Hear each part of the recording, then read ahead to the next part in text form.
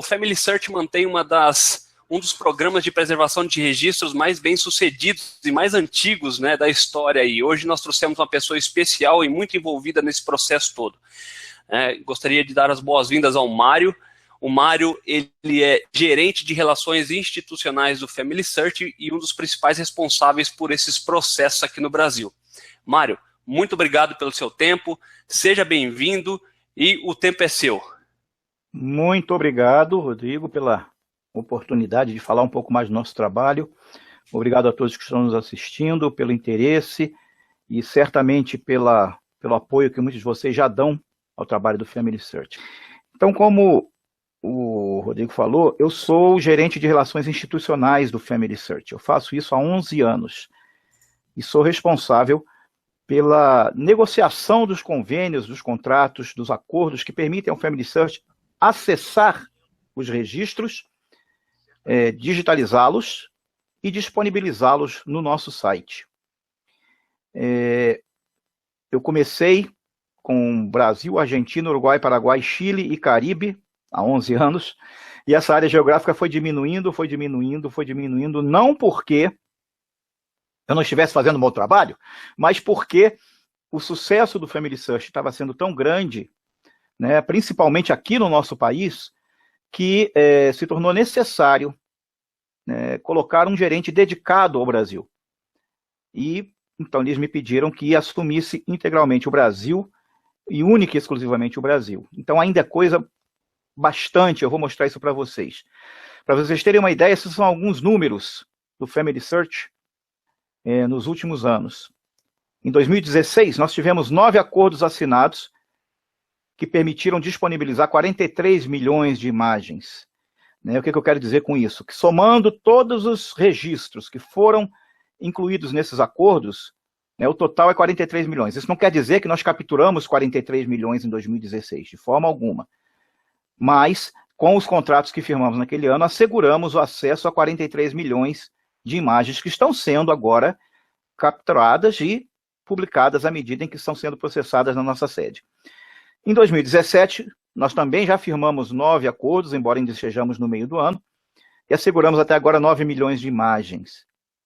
Existem alguns acordos grandes que já estão, como dizem por aí, no bico do corvo, prontos para assinar quase, faltando apenas alguns poucos detalhes burocráticos, que vão elevar aquele número praticamente para o mesmo número do ano passado, o número de imagens.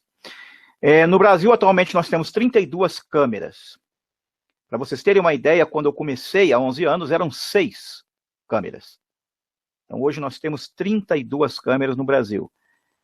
Já tivemos um pouquinho mais, principalmente quando nós firmamos aquele acordo enorme dos cartões de imigração, que todos vocês devem conhecer, que foram 5 milhões aqui em São Paulo e quase 10 milhões no Rio de Janeiro. Então, nós precisamos de mais câmeras naquela época. Hoje nós estamos com 32, que é um número bastante interessante. É o segundo maior país do mundo em número de câmeras. E temos a meta de imagens para 2017 de 16 milhões. Essa é a meta de produção de imagens. Essas 32 câmeras devem capturar durante o ano cerca de 16 milhões de imagens. Então, como nós vamos falar aqui sobre o processo de abrir portas e acrescentar registros ao Family Search, vamos começar explicando o que o Family Search busca. Que tipo de registro é para nós mais relevante aqui no Brasil? Em primeiro lugar, são os registros da Igreja Católica. Os batismos, casamentos, óbitos, confirmações, ordenações sacerdotais, dispensas matrimoniais. Quando conseguimos encontrar, nós temos os processos de generis et moribus, que são os processos de ordenação sacerdotal mais antigos, quando o candidato a sacerdote tinha que apresentar uma verdadeira árvore genealógica, comprovando tanto a honorabilidade de sua família, quanto também as questões de não ter parentesco com muçulmanos, etc. e tal. Isso é uma coisa do passado, que, para nós que buscamos pesquisar a história da família, quando encontramos uma coisa dessa, é um tesouro. O pessoal fala, mas padre não tinha filho? Não tinha, ou não deveria ter, mas o irmão dele tinha. E se você é, por exemplo, sobrinho ou bisavô de um padre católico, né, se o seu bisavô era irmão de um padre católico, e você conseguir encontrar o processo de ordenação sacerdotal desse seu tio bisavô, você vai ter mais 5 ou 6 gerações para trás dele, prontinhas, que são as mesmas do seu pai, e do seu avô e do seu bisavô. Registros civis, obviamente, né, nascimento, casamento e óbito, cada registro desses traz informação genealógica pura.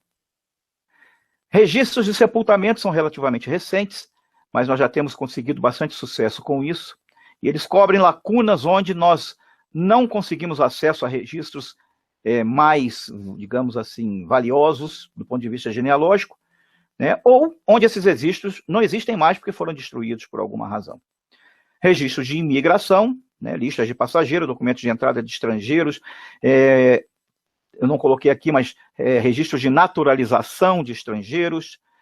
Nós temos agora em andamento um projeto com o Arquivo Nacional em que nós vamos digitalizar um total de 90 milhões de imagens, de registros de naturalização e também de registros, solicitações de RNE, aquela carteira de estrangeiro. Isso vai ser uma bênção muito grande para todos nós que temos antepassados estrangeiros, e o Brasil, por ser um país relativamente novo, né, recente, é muito comum que você, na sua 4ª ou 5ª geração, no máximo, já comece a ter que atravessar o oceano em busca dos seus antepassados. Então, isso vai ser mais uma força para os nossos pesquisadores. Mapas de população e outros censos nominais. Infelizmente, no Brasil, os censos, em quase sua totalidade, são censos estatísticos, não tem números, não tem nomes, não tem informação individualizada, mas em alguns recantos aí do país eles existem e nós estamos atrás deles também. Outros registros religiosos, como a Igreja Luterana no sul do país, nós fizemos lá, não só lá, mas também fizemos no Espírito Santo, há muitos anos, ainda na época do microfilme. E, finalmente, outros registros de valor genealógico que são considerados caso a caso. Não existe registro que nós, em princípio, não queiramos de jeito nenhum. Nós vamos analisar o registro, ver a informação genealógica nele contida e pesar tudo na balança, e se for realmente valioso, relevante para a pesquisa genealógica, nós vamos atrás dele. Então, explicando mais, registros católicos são a mais antiga fonte de registro genealógico do país. Né? O registro civil no Brasil não existia até a República, não era obrigatório até 1920, e mesmo depois disso, ainda teve muita gente que nasceu, viveu e morreu sem jamais se registrar civilmente. Porém, era batizado pelo padre, casava diante do padre. Então, o registro católico é fundamental para nós. Atualmente, dos 275 arquivos eclesiásticos da Igreja Católica no Brasil, 184 nunca foram microfilmados por nós, nem digitalizados. E 72 só foram preservados até a década de 1920. Recentemente, nós estendemos as datas, né? Quando conseguimos entrar num arquivo católico, nós oferecemos tudo, até o mais recente. Isso tem sido bem aceito, e nós já temos feito projetos nesse sentido em algumas dioceses do Brasil. Existe aí a questão religiosa, né, pelo fato do Family Search ser mantido pela Igreja de Jesus Cristo dos Santos dos Últimos Dias, mas essa questão religiosa está se tornando cada vez menos relevante. Eu fico muito feliz em ver isso, porque são 11 anos de luta, de esforço, para construir um relacionamento de confiança com os líderes da Igreja Católica no país. Né? Eu sou membro da Igreja Mórmon, né, mas eu brinco dizendo que hoje em dia eu conheço mais bispo católico do que mórmon, de tanto que eu tenho trabalhado com eles. Né?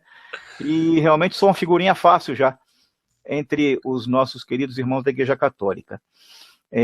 Tivemos períodos de baixa aceitação, por razões específicas ou localizadas, mas, no geral, a aceitação é boa e não há nenhum problema, nenhum constrangimento, nenhuma dificuldade em trabalhar com eles.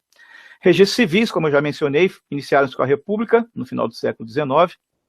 Até hoje, das 27 unidades da Federação, nós já trabalhamos, pelo menos parcialmente, em 17 delas, né, desde a época do microfilme, mais recentemente em digital. E há alguns anos nós também mudamos a nossa política quando nós conseguimos firmar um convênio para digitalizar os registros civis de algum estado, nós oferecemos até o mais recente. Né? E isso é a mesma coisa com a Igreja Católica. Antigamente nós tínhamos datas de corte, tanto para registros civis quanto para católicos, e haviam dois motivos principais. O primeiro deles era a questão da privacidade. Nós não queríamos colocar registros de gente viva, né? Porque poderia ferir a suscetibilidade de alguém. Mas, depois de conversar com alguns detentores de registro, eles disseram, não faz sentido vocês entrarem aqui no meu cartório, no meu arquivo católico, e digitalizar só parte dele. Porque se uma das razões da digitalização é a preservação, se isso aqui pegar fogo ou for inundado, a água ou o fogo não vão escolher só os registros velhos para queimar ou para estragar. Então seria uma pena saber que vocês estiveram aqui, não fizeram tudo, e amanhã depois um desastre, uma tragédia natural, acabou com todos os registros, inclusive o que vocês não digitalizaram. E de tanto ouvir isso dos nossos parceiros, né, detentores de registro, eu conversei com o pessoal na nossa sede, lá em Salt Lake, e eles aceitaram, desde que o arquivo concorde. Quando nós entramos no arquivo, hoje nós fazemos tudo até o final, do mais antigo ao mais recente. Registros de sepultamento, eles iniciaram-se no Brasil na segunda metade do século XIX. Antes disso, eles eram exclusivamente feitos pela Igreja Católica, né? Tanto que existem registros de óbito até hoje em arquivos católicos. E tornaram-se o foco do Family Search há apenas 4 anos, quando eu também chamei a atenção de que em muitos lugares nós estávamos conseguindo entrar, e em outros lugares onde nós entrávamos havia lacunas nos registros principais, que são os registros católicos e registros civis, lacunas essas que poderiam ser preenchidas, pelo menos parcialmente, pelos registros de sepultamento. Consegui convencer Salt Lake. Quando eu digo Salt Lake, eu estou me referindo à nossa sede, que fica lá. Então, consegui convencer Salt Lake dessa ideia, e hoje, então, nós estamos espalhando projetos de captura de registro de sepultamento por todo o Brasil.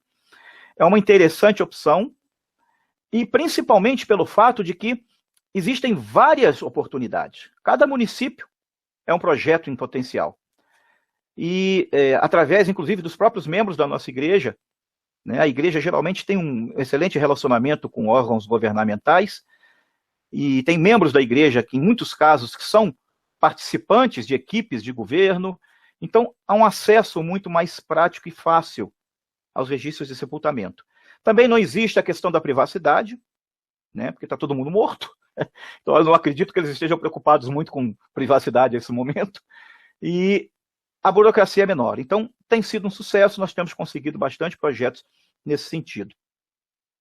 Registros de imigração, é óbvio a importância deles, né? Eles encontram-se geralmente nos arquivos estaduais e no arquivo nacional, e ajudam a identificar o elo com o país de origem, permitindo que nós passemos para o outro lado do oceano, ou para outra parte do hemisfério, e possamos, assim, identificar a conexão entre os nossos parentes brasileiros e o país de onde eles vieram.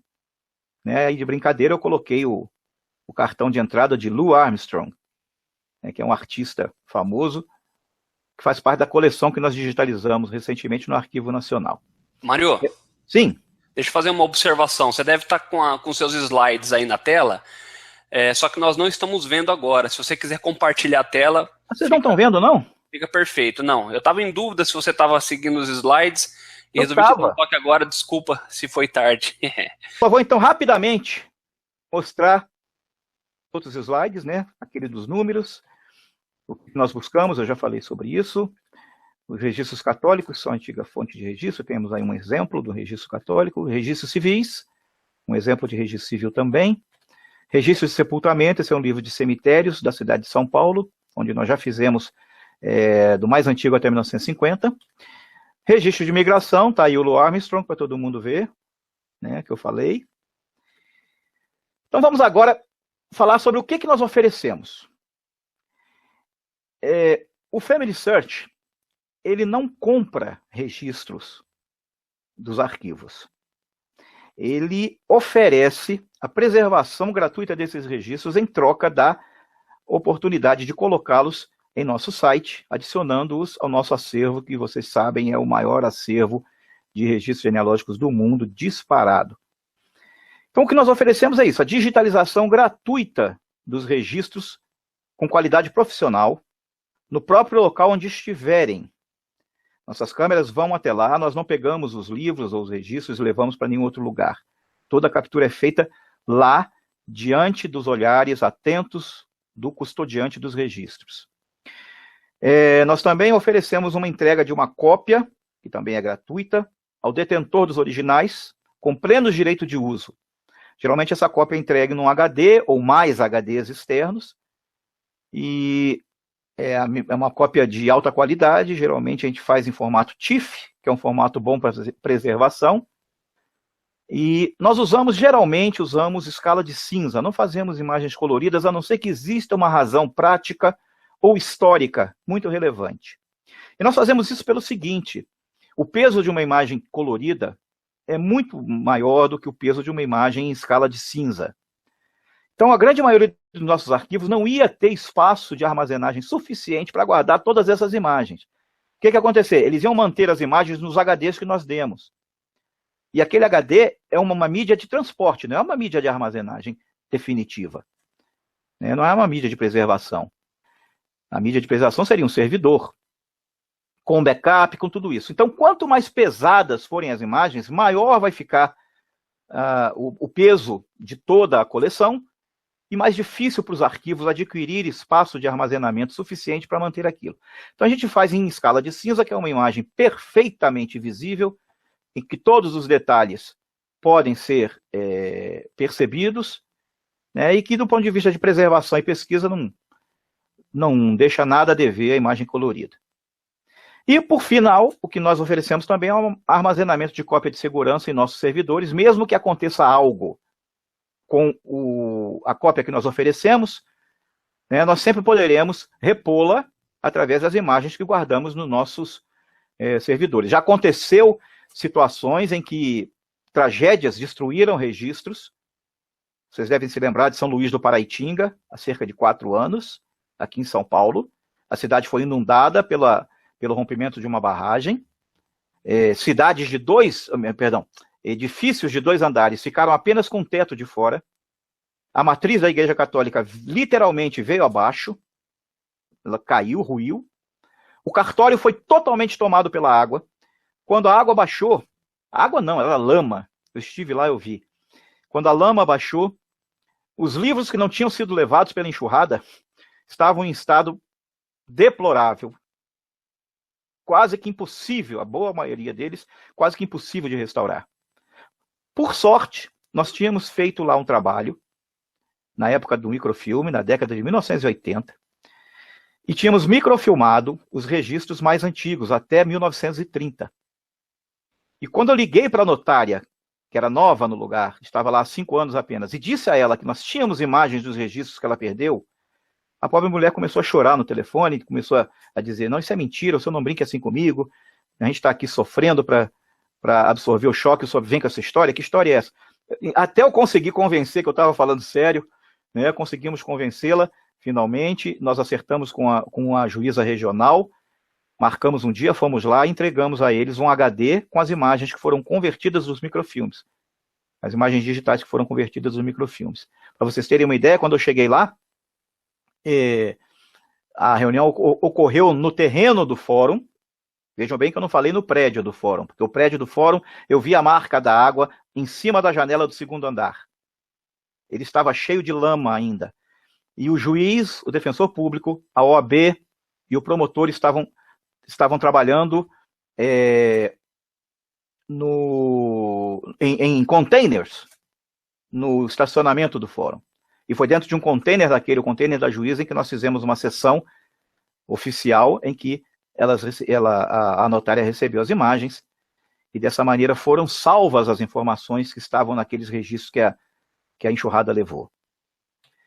Agora, o que nós pedimos em troca? E fica até difícil, porque quando a gente diz que é tudo de graça, a pessoa já fica olhando para a nossa cara, dizendo assim, não tem almoço grátis, né? Ninguém oferece nada sem querer algo em troca.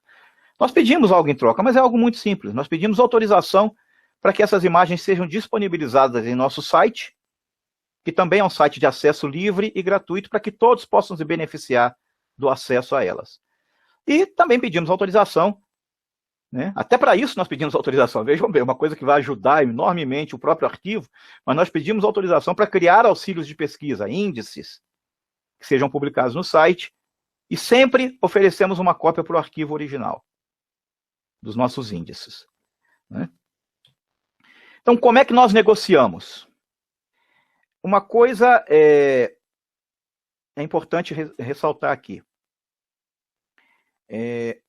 O Family Search, como eu disse, ele não cobra, ele não pede, ele não dá, ele não vende, ele não negocia financeiramente. Não existe nenhuma troca financeira em qualquer de nossos contratos com detentores de registros originais.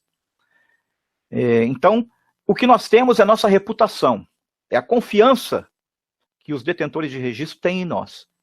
E nós procuramos defender isso com um trabalho sério, sempre seguindo à risca o que for estipulado no contrato. Então, para registros católicos, nós negociamos por diocese ou por arquidiocese, diretamente com o bispo ou arcebispo. Algumas vezes nós recebemos um contato de um padre, um pároco, perguntando se nós podemos fazer a digitalização dos registros da paróquia dele. Eu sempre oriento a que ele converse com o bispo.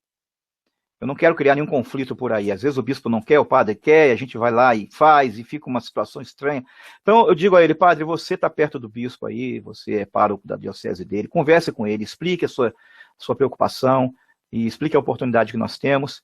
E geralmente isso funciona, né? Quando um deles mesmo, né, se dirige ao bispo falando da importância do que nós fazemos, a possibilidade dele dar ouvidos é muito maior.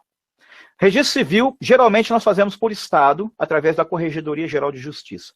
Já houve situações no passado em que nós fizemos cartórios individualmente, mas foi muito raro, e só em situações de real desespero, quando por alguma razão o corregedor negou-se a fazer o acordo, e o cartório nos pediu encarecidamente, olha, nós não aguentamos mais, já tivemos 2 inundações nos últimos 4 anos, a próxima vai levar todos os livros embora, por favor, faça conosco um convênio e digitalize nossos livros. E nós fizemos isso. Mas geralmente é pelo estado inteiro um convênio que cobre todos os cartórios.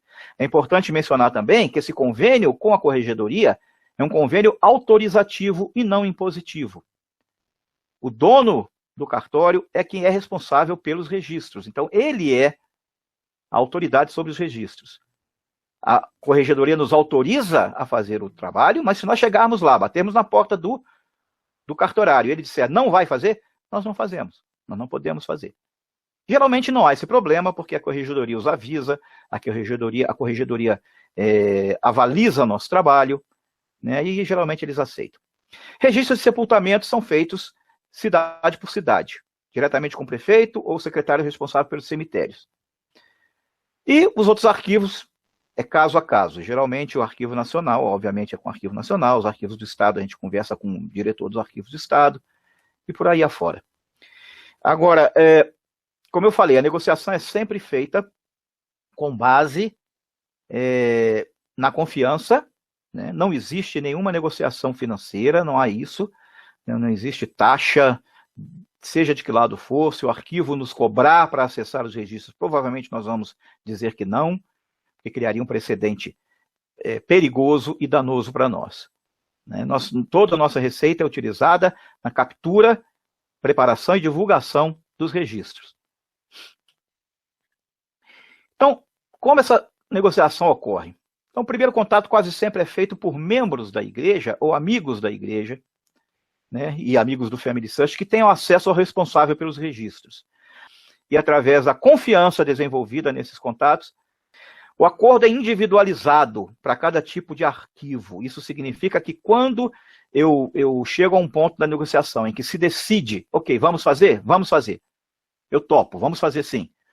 Então, existem alguns detalhes que a gente define com ele, né? Por exemplo, se ele vai querer alguma data de corte, se ele está preocupado com privacidade.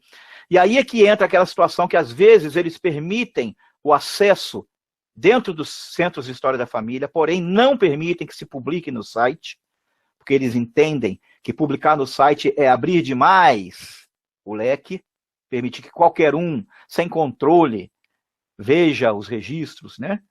E eu estou apenas, não estou dizendo que eu concordo com nada disso, eu estou apenas transcrevendo alguns dos sentimentos que me foram passados para justificar essas restrições.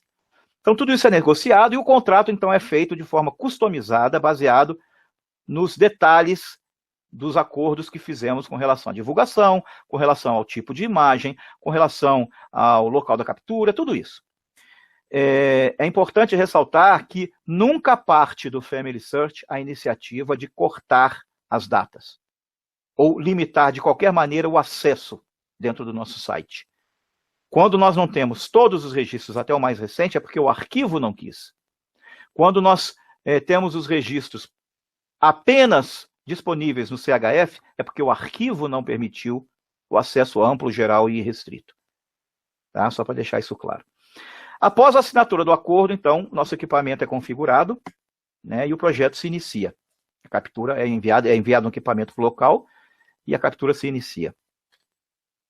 Agora, como vocês podem ajudar nessa fase de negociações e de trazer para o acervo do Family Search mais registros? Primeira coisa que qualquer um pode fazer é identificar oportunidades. Geralmente, nós que lidamos com a história da família, conhecemos detentores de arquivos. Alguns de nós estamos nessa estrada há anos e anos. Então, nós conhecemos o bispo da diocese tal, de onde nossos parentes vieram. Nós conhecemos o prefeito da cidade tal. Nós conhecemos um juiz ou outro do estado tal, que cuida de registro civil e talvez possa nos ajudar a chegar ao corregedor ou ao presidente do Tribunal de Justiça. Então, identificar oportunidades. Vejam entre seus amigos e conhecidos quais aqueles teriam condições de ajudar ou teriam autoridade para oferecer ao Family Search a preservação de registros de valor genealógico. Uma vez feito isso, sondar o interesse desse mantenedor de registros. Né? Explicar brevemente sobre o Family Search, dizer que, em princípio, nós estaríamos interessados em digitalizar registros de valor genealógico e se eles teriam interesse em conversar conosco. Agora, esse terceiro ponto é importantíssimo. Não devemos nunca assumir um compromisso, nem prometer que o Family Search vai fazer isso ou aquilo. Mesmo que sejam registros prioritários como o registro católico. Mas não prometam. Digam, olha, há uma possibilidade, existe uma oportunidade aqui. Você se importa de eu conversar com o responsável para ele lhe procurar e dar mais detalhes? Eu vou dizer por que esse compromisso não deve ser assumido. Em primeiro lugar, nós temos um número limitado de recursos. Eles hoje são muito mais amplos, nós temos 32 equipamentos, mas nós temos um número limitado de recursos. E pode ser que um novo contrato espere alguns meses antes que nós possamos começar a capturar. Nós vamos ter que finalizar um projeto atual para liberar aquela câmera e colocar essa câmera no novo arquivo. Então, nós não podemos dizer, vamos falar com eles, porque ele vai assinar um contrato e eles vêm aqui e fazem isso. Pode ser verdade, nós iremos lá e faremos, mas não sabemos exatamente quando. Ser bastante honesto sempre, né? Deixar claro que o Family Search não é uma entidade com fins lucrativos e que o que nós vamos fazer para eles fruto apenas do nosso interesse em disponibilizar imagens ou informações genealógicas para o mundo inteiro, né? Ressaltar essa posição de que as imagens ficarão à disposição de qualquer um. Esse não é um projeto da Igreja Mórmon, esse não é um projeto dos americanos, esse é um projeto mundial, livre, aberto, para pessoas de qualquer local do mundo, qualquer religião, qualquer corrente política, qualquer coisa. O site não pede detalhes para identificar quem vai lá e faz uma conta, quem abre uma conta no Family Search. Vocês sabem disso. Então, aí embaixo tem meu telefone e tem meu e-mail.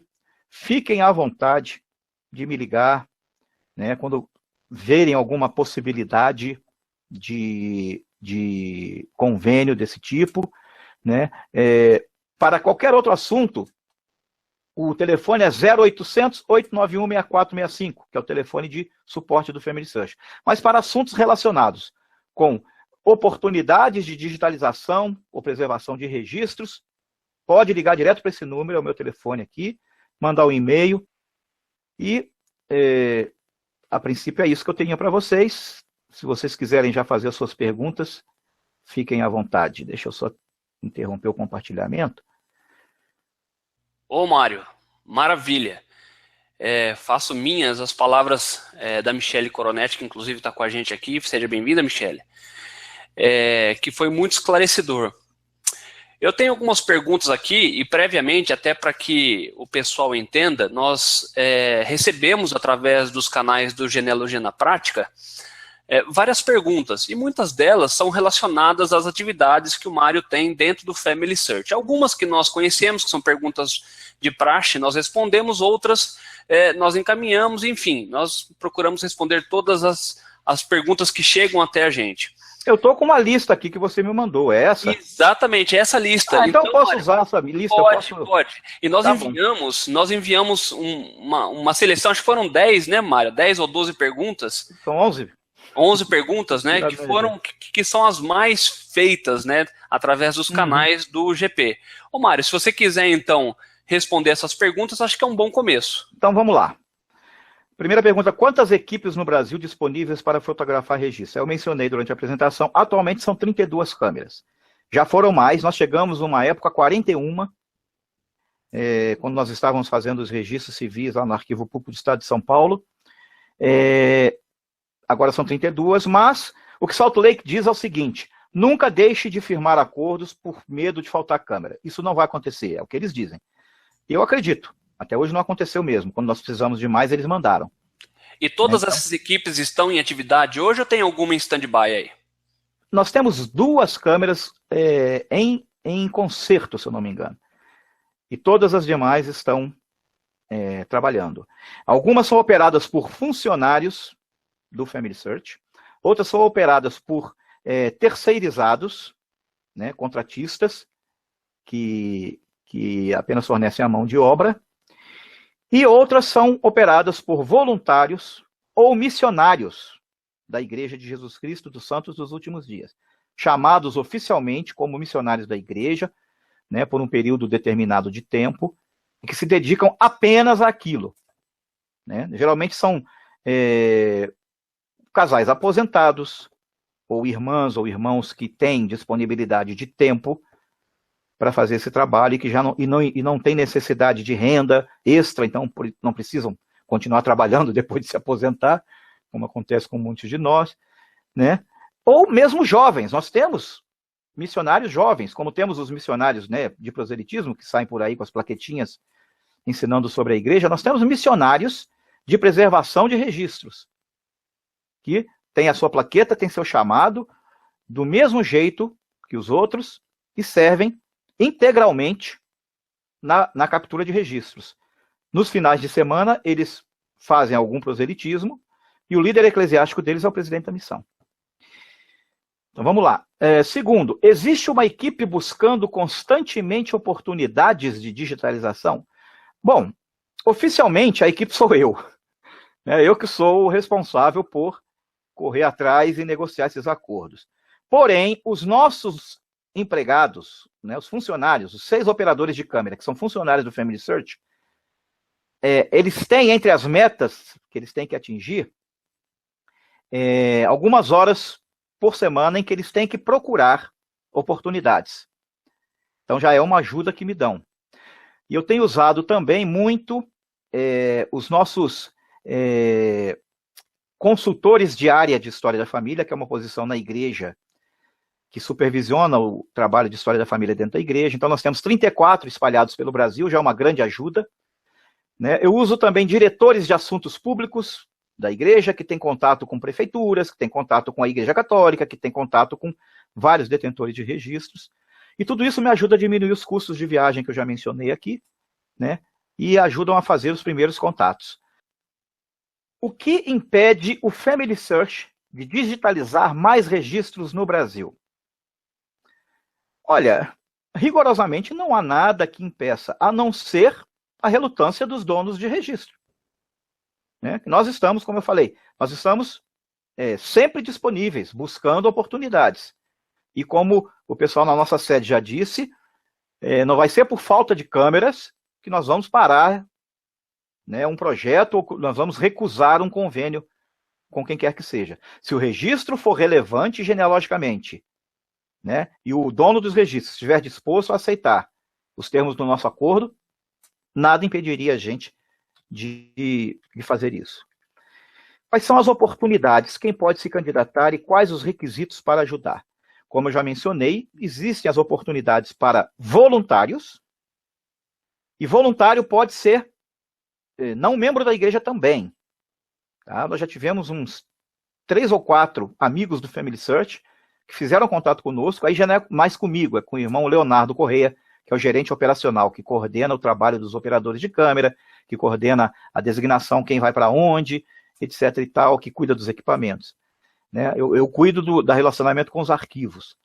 Mas nós já tivemos 3 ou 4 não membros da igreja, de Jesus Cristo dos Santos Últimos Dias, amigos do Family Search, usuários de nossos recursos, que disseram isso mesmo, a mensagem praticamente foi a mesma. Eu já me aproveitei tanto de vocês, por tantos anos, eu quero dar alguma coisa em troca. O que eu posso fazer para ajudar? Né? Então, se vocês estiverem nessa situação, né, se vocês sentirem o desejo de dar algo em troca de tudo que vocês já receberam de nós, entrem em contato com 0800 891 6465 e digam isso. Olha, eu quero ser voluntário do Family Search, como é que eu posso ajudar? E eles vão lhes orientar, lhes direcionar para a pessoa certa.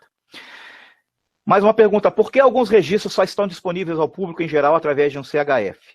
Isso eu expliquei também na apresentação, mas é sempre bom esclarecer os detalhes, né? Ela nunca é a nossa primeira opção. Nossa primeira opção sempre é acesso amplo, geral e restrito. Se eles dizem, assim não dá, aí entre perder tudo e garantir pelo menos o acesso no CHF, nós oferecemos essa opção. Nós explicamos, olha, nós temos os Centros de História da Família, que são locais físicos, né, onde existe sempre um diretor, existem consultores que coordenam o trabalho que é feito lá, e vão supervisionar, portanto, o acesso a esses registros.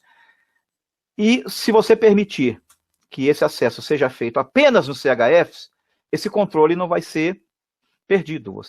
Nós vamos zelar para que isso aconteça. Então, nós, às vezes, seguimos essa segunda opção, apenas quando o arquivo não permite de jeito nenhum que seja tudo jogado na internet.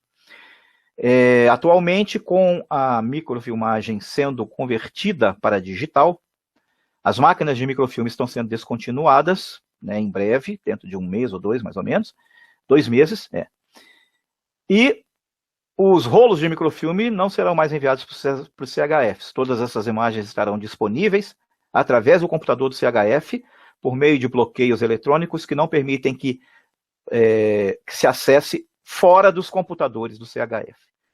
Então, o acesso vai continuar sendo dado a quem se dirigir ao CHF, exatamente como era com o microfilme. A única diferença é que não vai ter mais taxa de envio, não vai ter mais limite de tempo para você pesquisar o microfilme, não vai ter mais problema de de extravio de microfilme, porque foi e não voltou, porque voltou e não foi, ou porque foi enviado para outro CHF por engano. Isso não vai acontecer mais. Né? Então vai ser um mundo muito mais feliz para todo mundo, depois que nós passarmos por essas pequenas dores, né, do ajuste que está sendo feito agora. Ô Mário. Pois não. Eu sei que talvez esteja fugindo um pouquinho da sua área, mas já que você fez essa menção em relação aos microfilmes, e não quero avançar muito nesse tema, mas o acesso aos microfilmes de forma digital e através da internet, por um CHF, será feito pela mesma interface que você tem hoje no site do Family Search na parte de catálogo? Eu acredito que sim, eu não tenho certeza. Né? Você mesmo disse que não é exatamente a minha área, não é mesmo, mas eu acredito que vai ser sim. A experiência seria a mesma se você estivesse buscando em casa, né, uma coleção de acesso amplo. O outro diz aqui, eu tenho alguns livros que tratam da linhagem de algumas famílias no Brasil. Posso enviá-los ao Family Search? Pode. O problema vai ser a divulgação desses livros, porque o Family Search não tem direito sobre esses livros, e talvez alguns de vocês que têm livros desses também não têm. Então tem que ver se existem direitos autorais, se esses livros são de domínio público, ou se há direito autoral de alguém, e se você é o detentor deles ou não. Outra pergunta. Após a equipe fotografar os registros, quais processos são necessários para que, de alguma forma, tornem-se disponíveis ao público? Tá, vamos lá. Então, o nosso operador está lá no interior do Piauí, num cartóriozinho na cidade de Picuí.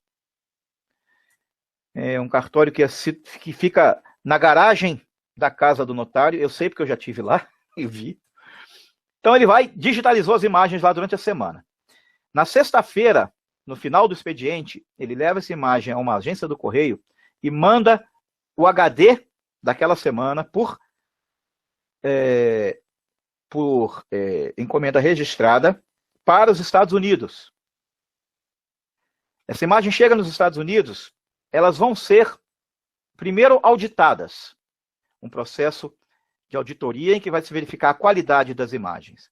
Se tem alguma sombra, se está fora de foco, se tem a mão de um operador aparecendo assim em cima da tela, que os homens são tão rápidos que às vezes não dá tempo de tirar a mão antes de acionar o gatilho, não sei como eles fazem isso, mas eles conseguem tirar foto da própria mão. Às vezes eles encostam na mesa, a mesa treme na hora da foto, enfim. É feita uma auditoria.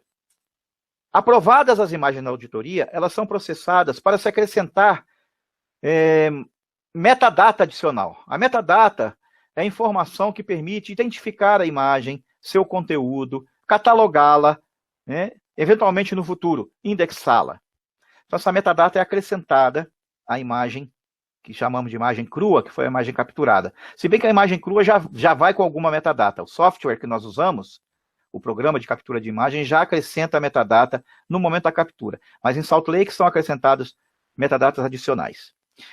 É feita a cópia do doador. Ou seja, aquelas imagens são colocadas em um outro HD, que vai ser enviado para o dono dos documentos originais. As imagens que foram capturadas são, então, inseridas no nosso servidor. E ficam lá. Na verdade, são 3 servidores, em 3 lugares diferentes do mundo. Se eu não me engano, são 2 nos Estados Unidos e 1 na Europa. E a redundância deles é feita todo final de semana, ou seja, o que é inserido no servidor principal em Salt Lake é copiado para os outros servidores uma vez por semana. Então, se acontecer uma hecatombe e a Europa afundar, nós temos mais 2. Se acontecer outra hecatombe e o outro que nós temos nos Estados Unidos afundar, nós ainda temos o do cofre da montanha de granito. Aquele não afunda. Aquele não afunda, não. O mundo pode acabar, que ele vai continuar lá. Vai ser as baratas e o cofre da montanha. As 2 únicas que vão sobrar no holocausto nuclear do mundo inteiro. Então, eles ficam lá e aí eles são publicados à medida em que são catalogados, que são ordenados, eles são colocados no nosso site.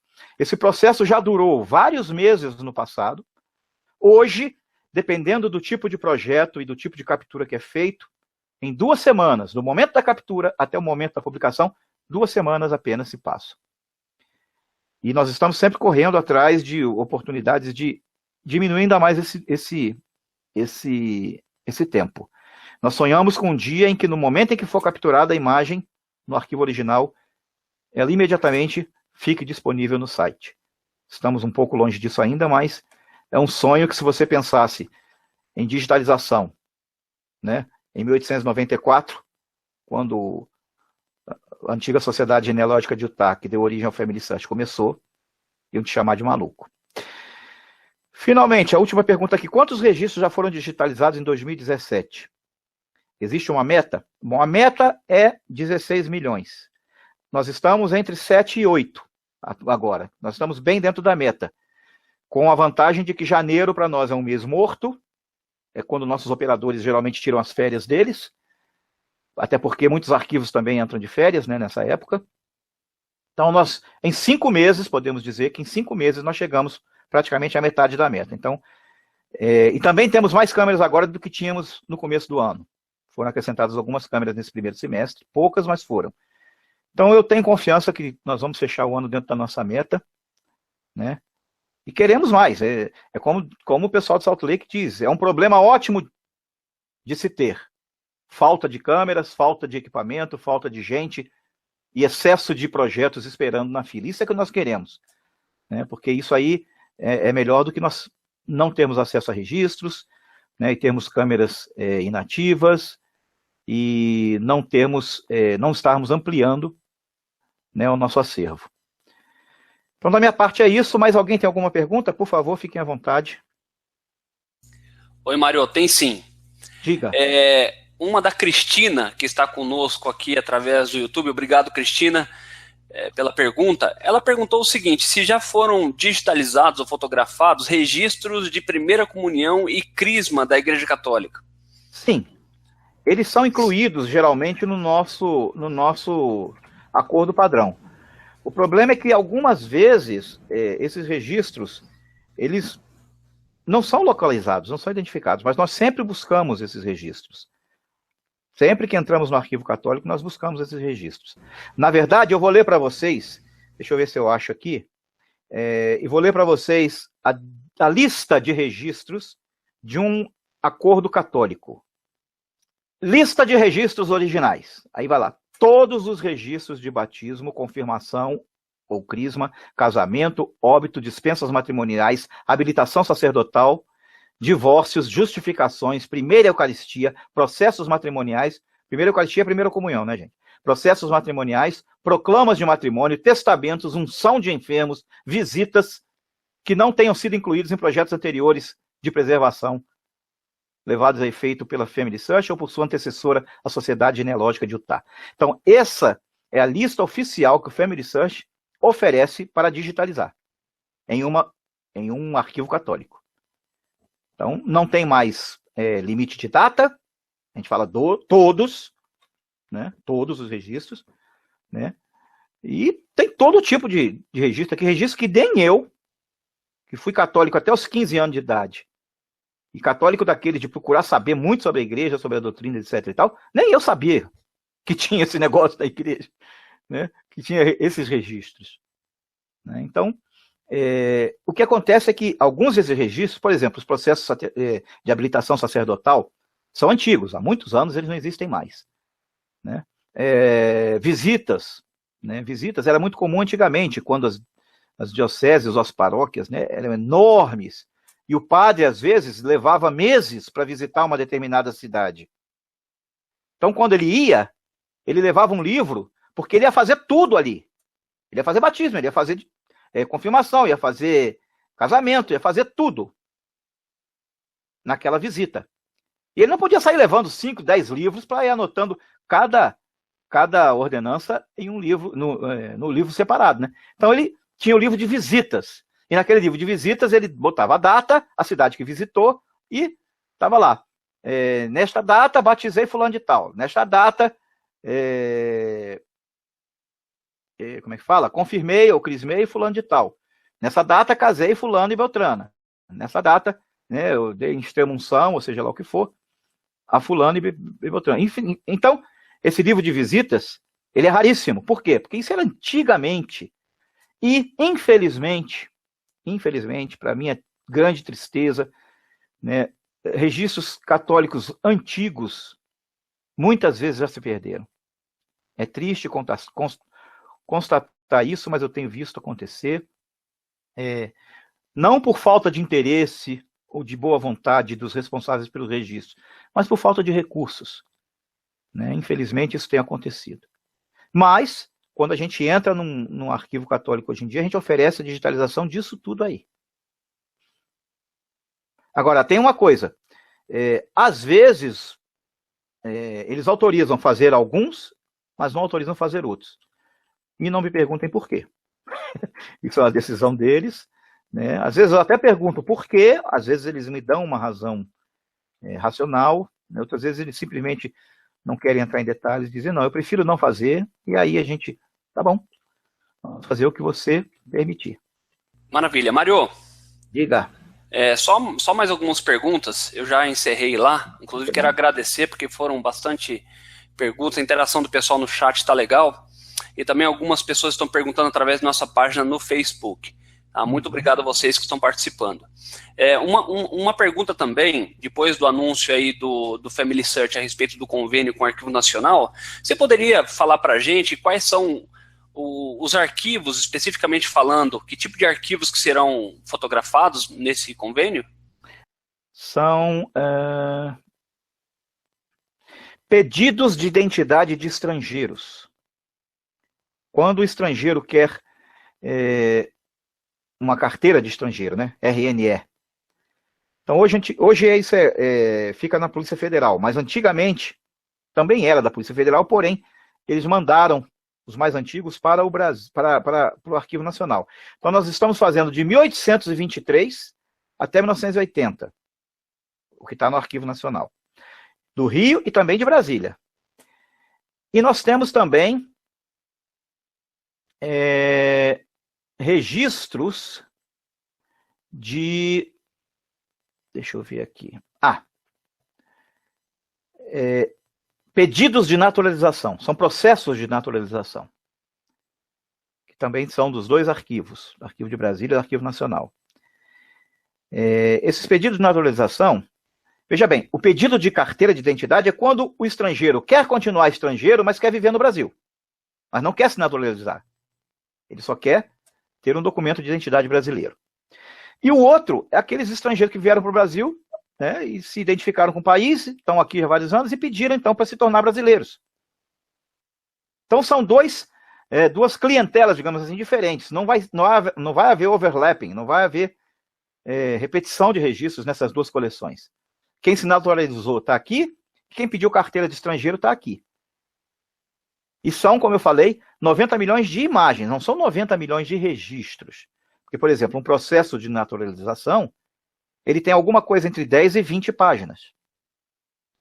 Agora, nessas páginas, nós vamos ter passaporte, né, do país de origem, do pai, da mãe. Nós vamos ter certidão de nascimento do país de origem, do pai, da mãe, dos filhos. Vamos ter certidão de casamento do casal, se for o caso. Nós vamos ter documentos importantíssimos, valiosíssimos, do ponto de vista genealógico, que vão permitir muita gente fazer a ponte entre o Brasil e Portugal, ou Brasil e Itália, ou Brasil e Japão, né? Ou Brasil e Alemanha, ou Brasil, seja lá de onde vieram seus antepassados. A Patrícia Borges, ela enviou também uma pergunta, dizendo o seguinte, que existe uma publicação, segundo ela, anterior, feita pelo Family Search, ela disse que não lembra quanto tempo atrás, que dizia que apenas 1/3 de todo o material coletado havia sido publicado. Apenas 1/3 está disponível naquela paginazinha que você acessa, clicando lá em cima em pesquisar registros. Alguns documentos, por exemplo, que você consegue acessar no catálogo, você não consegue acessar indo na página de pesquisar registros. Não porque eles não estejam disponíveis, mas porque eles ainda não foram catalogados da maneira correta para estar naquela página. Então vamos lá. Pesquisar registros, você vem para essa página. Você pode colocar nome aqui, né? Fulano, Beltrano, sobrenome, edital. Você pode pesquisar. Ou você pode clicar também no mapinha. Clica aqui onde está o Brasil, escolhe Brasil. E está aqui, registros históricos indexados, registros históricos somente imagem. Porém, se você chegar aqui, você não vai conseguir tudo. A melhor maneira de pesquisar é através do catálogo, pesquisar catálogo. Você chega aqui, por exemplo, e você coloca... Vamos ver. Nazaré das... Não, Nazaré das Farinhas é exagero. Nossa, agora eu quero ver se tem Nazaré das Farinhas aí. Vamos colocar aqui Olinda. Pronto, Olinda. Brasil, Pernambuco, Olinda. Aí você vai aqui em Brasil, Pernambuco, Olinda, pesquisar, e vai aparecer registros da Igreja Católica e registro civil. Aí você vai clicar em Brasil, Pernambuco, Olinda, registro civil. Você vai ter lá, e aqui também vai ter outra. Por exemplo, vamos botar aqui, para vocês verem. Isso é uma coisa que tem muita gente perguntando ultimamente. São Paulo. Brasil, São Paulo, São Paulo. Que é a cidade de São Paulo.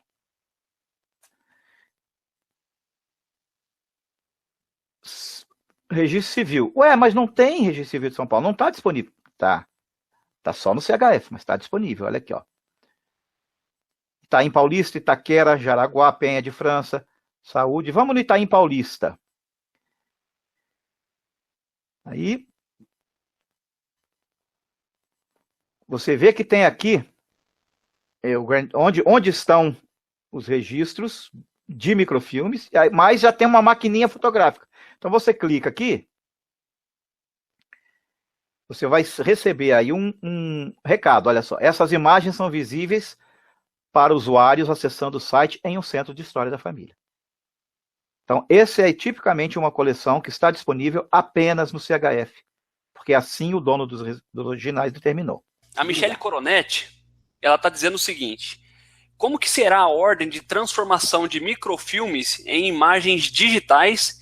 Porque, né, eu concordo com ela, ela falou que existe alguns que são mais procurados do que outros. Existe um critério ou é a ordem cronológica? Qual é o critério que está sendo adotado? Não, o critério adotado foi exatamente esse. Os microfilmes mais procurados foram digitalizados. E hoje eu posso dizer que hoje 90% dos microfilmes mais requisitados já foram digitalizados. E estão disponíveis já ou estarão até setembro. Né? Nós estamos fazendo aí uma maratona para disponibilizar tudo isso até setembro, que é quando terminam os microfilmes. Os poucos que vão restar, né, que nós esperamos terminar tudo em 2020, né, mas os poucos que vão restar são aqueles que ou nunca foram solicitados, durante os 80 e poucos anos que nós trabalhamos com microfilme no Family Search, ou que foram requisitados uma vez na vida, outra na morte e nunca mais. Então, ninguém precisa ficar apavorado. Dia 1º de setembro, dia 1º de outubro, eu vou chegar lá e não vou encontrar meu microfilme, não vou poder pedir, não vai ter minha imagem, não vai estar lá. Vai estar. Se for algo que tenha sido requisitado recentemente, vai estar lá. E também não é que vai ser em 2020 que vai vir o resto. Não. Um mês depois vai ter um pouco mais, o outro mês vai ter um pouco mais. À medida que essas imagens restantes, que vão ser uma ínfima porção de nosso acervo, forem sendo digitalizadas, elas serão adicionadas no site. Então você pode até chegar lá, por exemplo, no dia 2 de outubro, né, e tentar ver uma imagem, né, que só estava disponível em microfilme, e ela não vai estar lá. Aí você vai ficar chateado. Poxa, agora só em 2020. Não, talvez você chegue lá no dia 1º de novembro e ela esteja. Então, isso vai acontecer gradualmente. Mas, com certeza, 99% dos casos, as imagens que forem, que tentarem acessar, estarão digitalizadas sim, porque já foram acessadas anteriormente, ou são de locais de alta procura, etc, etc. O Everton Bresolin, ele fez uma pergunta. Nós sabemos aqui, quero lembrar, que o Mário ele tem as maiores informações para a região onde ele atua, que é o Brasil. Mas o Everton Bresolin fez uma pergunta que o pessoal gostou muito e eu queria replicar para você aqui, Mário. Manda. Com esta digitalização de arquivos, aliás, como está a digitalização de arquivos em outros países, principalmente as grandes levas de imigração para o Brasil, tais como Itália, Alemanha, Polônia? Tem alguma coisa específica relacionada a imigrantes atualmente? Algum projeto sendo negociado? Olha, como você mesmo disse, eu não posso afirmar com certeza, né? Que eu não respondo pela estratégia dos outros países. O que eu sei é que nós aqui no Brasil temos feito tudo ao nosso alcance para mostrar para eles lá em Salt Lake o seguinte: olha, aqui no Brasil nós precisamos de registros italianos, principalmente registro de imigração, porque o que veio de italiano para o Brasil é um absurdo. Nós precisamos de registro japonês, né? São Paulo é a segunda maior cidade japonesa do mundo. Tem japonês aqui no Brasil pra caramba. Nós precisamos de registro alemão. Colonização alemã no sul do Brasil foi um colosso, o que veio de alemão para cá, né? E nós não precisamos de registros só lá da Alemanha, nós precisamos principalmente de registros de gente saindo da Alemanha. Porque não adianta nada eu ter lá a certidão de nascimento de um indivíduo que eu acredito ser meu tetravô, mas não ter o nome do meu bisavô, que foi quem veio da Alemanha para cá. Eu não vou conseguir fazer o link, eu nunca vou conseguir confirmar que aquele é meu tetravô ou deixa de ser. Então eu preciso de um documento mostrando meu bisavô vindo para cá, né? Que está ligado àquele tetravô que foi alemão, nasceu e viveu na Alemanha. Né? E uma coisa que é interessante para nós é o seguinte: o Brasil hoje em dia é a segunda prioridade mundial para aquisição de registros. Estados Unidos ainda é a primeira, porque tem registro para caramba lá, né? E por razões, pelo fato do Family Search ser financiado pela igreja, e a igreja ser fortíssima nos Estados Unidos, né? Tendo pouco menos da metade dos membros do mundo inteiro estão lá. Então, claro que eles focalizam um pouco mais nos Estados Unidos, mas nós não estamos muito atrás. Eles têm 40 e poucas câmeras, nós temos 32. Se nós apertarmos um pouquinho mais o passo, nós passamos eles. Então, o Brasil é prioridade. E baseado nessa prioridade é que nós falamos para eles: olha, o Brasil é prioridade, mas nós precisamos de registros estrangeiros que linkem os imigrantes de lá ao nosso país. Senão não adianta nada a gente ter um monte de registro brasileiro aqui, que uma boa parte da nossa população não vai poder se beneficiar, porque vai bater no muro. Né, o muro que é o oceano. Né, vai encontrar, naquela coleção que eu mostrei lá do Louis Armstrong, né, vai encontrar cartões de entrada de seus avós ou bisavós, mas não vai ter documento nenhum lá na Alemanha, ou no Japão, ou na Itália, ou em Portugal, que permita a eles continuar puxando o fio. Então, a resposta que eu posso dar é essa: nós estamos fazendo o nosso esforço, né? Eles têm consciência disso, e eles prezam muito o Brasil, né? O Brasil é o segundo país em prioridade de aquisição, de tratamento de imagens, de publicação no mundo inteiro. A Rebeca Cristina fez uma pergunta também. Eu não consigo achar dados do nome de minha mãe, da mãe da minha bisavó, que possivelmente teria nascido entre 1870 e 1890, em Alagoas. Algum projeto em andamento ou em negociação naquela região? Nós estamos digitalizando os registros da Arquidiocese de Maceió. Estamos conversando com outras arquidioceses lá. E é até interessante, hoje mesmo eu fui contactado por um dono de cartório em Alagoas. Eu não vou dizer a cidade específica, porque ele não me autorizou, é claro, não vou divulgar isso aqui, mas ele me ligou perguntando o que nós podemos fazer para ajudá-los a preservar registros civis. E eu então orientei que ele conversasse com o pessoal da ARPEN, que é a Associação dos Registradores de Pessoas Naturais, que é o órgão que congrega os cartórios, que ele também, se tivesse acesso, de repente até criar uma comissão e ir ao presidente do Tribunal de Justiça ou ao corregedor de Justiça e fazer a ponte. Então, no momento, nós temos em andamento a Arquidiocese de Maceió. Estamos conversando com outros bispos católicos, até usando a referência da Arquidiocese, né, para tentar convencê-los a trabalhar conosco também. E temos essa perspectiva do registro civil no ar. Por região brasileira, é possível dizer aí quais projetos que estão em andamento, para não ter que expor aí os projetos em negociação? Bom, vamos lá, de baixo para cima. Porto Alegre, nós estamos fazendo registros civis no Arquivo Público do Estado. Paraná, nós estamos fazendo cemitério. Onde ele está agora? Eu não sei. Porque nós fechamos uns 4 ou 5 cidades no Paraná. Registro cemitério. Ele está fazendo lá alguns. Né?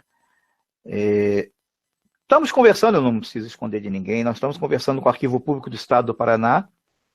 Estamos conversando também com a Arquidiocese de Curitiba para tentar fechar com eles mais algumas coisas. Subindo um pouco, nós temos São Paulo. Em São Paulo nós temos o Arquivo Público do Estado, né, nós estamos fazendo lá. Recentemente fizemos registros católicos também aqui, a Diocese de Bragança Paulista. Já fechamos e vamos começar a capturar cemitérios em Araçatuba e Birigui. Acima de São Paulo nós temos, no Rio de Janeiro, nós temos esse grande contrato com o Arquivo Nacional, que vai nos manter lá durante um bom tempo. Não é só do Rio, mas é no Rio de Janeiro. Né? Em Minas Gerais, nós estamos fazendo registros católicos no sul de Minas, terminamos recentemente a Diocese de Oliveira, a Diocese de Campanha, estamos fazendo Divinópolis, se eu não me engano. Subindo mais um pouco, na Bahia, nós estamos no Arquivo Público do Estado da Bahia, fazendo vários tipos de registros, todos eles de valor genealógico, incluindo alguns registros poucos de imigração, alguns poucos registros civis, alguns registros de passaportes, coisas assim, mas coisa muito antiga. Esqueci, tem o Mato Grosso do Sul. Mato Grosso do Sul, nós estamos fazendo registro civil, no estado do Mato Grosso do Sul. Em Goiás, no estado de Goiânia, nós estamos fazendo cemitérios. Agora eu continuar subindo aqui. Estava na Bahia, vamos ver. Em Alagoas, nós estamos fazendo a Arquidiocese de Maceió.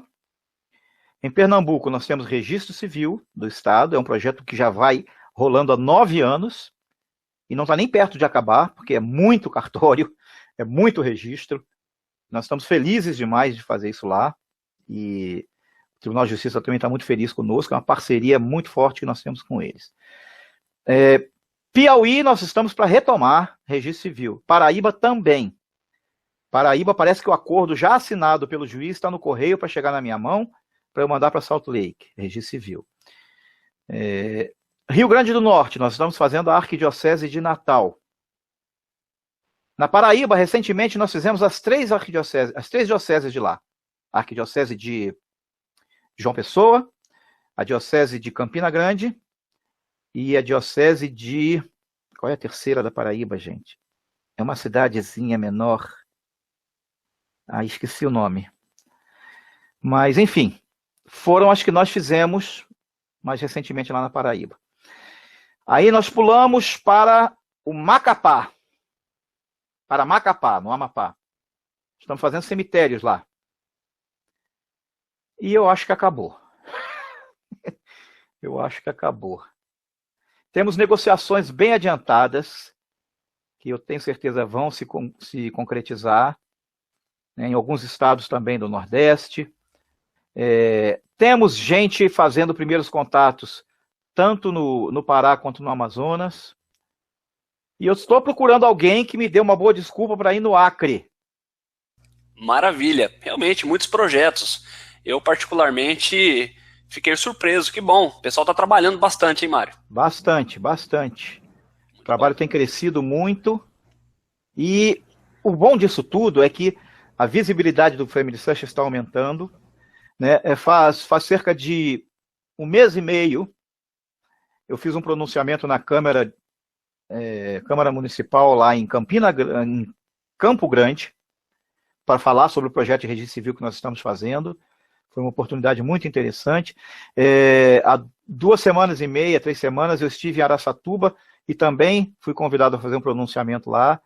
E logo depois recebi várias mensagens de congratulações lá dos vereadores, né, felicitando pela beleza do trabalho, pela importância do trabalho. Né? Nós temos tido contato com muitas pessoas que têm influência e possibilidade de nos ajudar, embora não sejam eles mesmos detentores de registro, porém eles têm acesso a essas pessoas e podem nos ajudar. Né? Então, nós estamos na vitrine. Né? A mídia tem mostrado muitos artigos sobre o Family Search, e principalmente sobre o trabalho de genealogia em geral. Né? Vocês devem ter notado que o assunto de história da família e pesquisa genealógica tem tomado uma relevância que nunca teve. Né? A grande mídia, até mesmo a grande mídia, né? A Rede Globo vira e mexe faz alguma menção à história da família. Nós tínhamos até há pouco tempo, não sei se ainda tem, mas eu vi umas 2 ou 3 edições no programa da Angélica, né? Estrelas. Tinha um quadro em que ela montava, sem o conhecimento do famoso, montava a árvore genealógica do famoso, e depois chamava o famoso e apresentava a árvore genealógica, falavam sobre a família dele. Né? Aquilo foi maravilhoso, foi uma coisa interessantíssima. Há cerca de 1 ano, eu fui convidado pela Rádio Jovem Pan, do nada, a dar uma entrevista para eles. Foram 30 minutos de Rádio Jovem Pan em horário das 6 da tarde às 6h30. Quer dizer, um horário em que tem muito ouvinte, muita audiência, falando apenas sobre história da família e Family Search. Essa entrevista está no YouTube, né? Depois o Rodrigo pode até colocar o link para o pessoal, né, que quiser acessar, está lá na página do Family Search Brasil, do YouTube. Né? São 30 minutos de entrevista, né, de gente fazendo pergunta online, é uma coisa que não foi ensaiada, não foi preparada previamente, mas foi muito boa e deu ao Family Search um destaque aqui no Brasil que nunca aconteceu antes. Foi a semana em que, pela primeira vez na história do Family Search, um outro país superou os Estados Unidos em número de acessos ao site. Foi uma absurda coisa. Então, isso é bom. O nosso trabalho está sendo reconhecido, está chamando a atenção, né? E mais pessoas estão voltando seu coração a seus antepassados de uma forma ou de outra, vendo a importância disso. Isso nos gratifica, isso nos anima, nos incentiva a continuar, né, trabalhando duro. Bom, eu só posso dizer que foi um prazer falar com vocês e muito obrigado pelas perguntas. Elas foram muito válidas e me ajudaram a esclarecer mais sobre o Family Search. Estamos à disposição de vocês. Vocês têm meu e-mail, vocês têm meu telefone, vocês têm até o meu Facebook, vocês viram aí durante algum tempo. Então, fiquem à vontade, né? O Family Search existe por causa de vocês e para vocês, né? Como nós sempre ressaltamos, nós não temos fim de lucro, nós não lucramos, pelo contrário, né? Investimos pesadamente para disponibilizar esse serviço para vocês. Fazemos com toda a boa vontade. Quando cometemos erros, estamos sempre dispostos a tentar corrigi-los, né? Eu já posso adiantar que nessa transição definitiva de microfilme para digital vão acontecer alguns atropelos, né? Alguns calombos na estrada. Sejam pacientes conosco, nos ajudem a vencer mais essa fase, como aconteceu na época em que saímos das imagens de microfilme e começamos com o site do Family Search, né? Houve um período de transição que é natural, e agora nós estamos, entre aspas, cortando nossos laços definitivamente com o microfilme, né? É um parente de longa data que vai doer um pouco a separação, mas a tecnologia não para, né? E o futuro está diante de nós, então nós temos que nos adaptar a ele. Então só peço isso, que tenham paciência, que nos ajudem nessa transição e que continuem buscando oportunidades do Family Search ajudar, né, os arquivos a preservarem seus registros e toda a humanidade a conhecer seus antepassados. Muito obrigado. Mário, mais uma vez, muito obrigado mesmo. Foi um prazer estar aqui com você, muito bom, bem dinâmico, e só temos agradecimentos. Então, pessoal, caminhando para a nossa finalização aqui, eu gostaria de informá-los algumas coisas. Nós teremos outros eventos promovidos pelo Genealogia na Prática, tá bom? Por favor, acessem genealogianapratica.com.br/eventos. Sempre ali nós temos publicado os eventos que estão agendados, tá bom? Ainda esse mês nós teremos um evento que tratará especialmente sobre genealogia genética, ok? Quero informar vocês também que existe no Facebook um grupo e uma página do Genealogia na Prática. Se você ainda não curtiu a página ou faz parte do grupo, por favor, procurem lá, Genealogia na Prática. Você vai ver um em cima do outro lá, uma página e um grupo que é mantido por nós, pelos voluntários dessa iniciativa aqui, tá bom? Só tenho agradecimento a vocês que participaram, muito obrigado pela audiência. Nós vamos encerrar aqui agora esse evento. E agradecemos e até a próxima. Uma boa noite e uma ótima semana para vocês.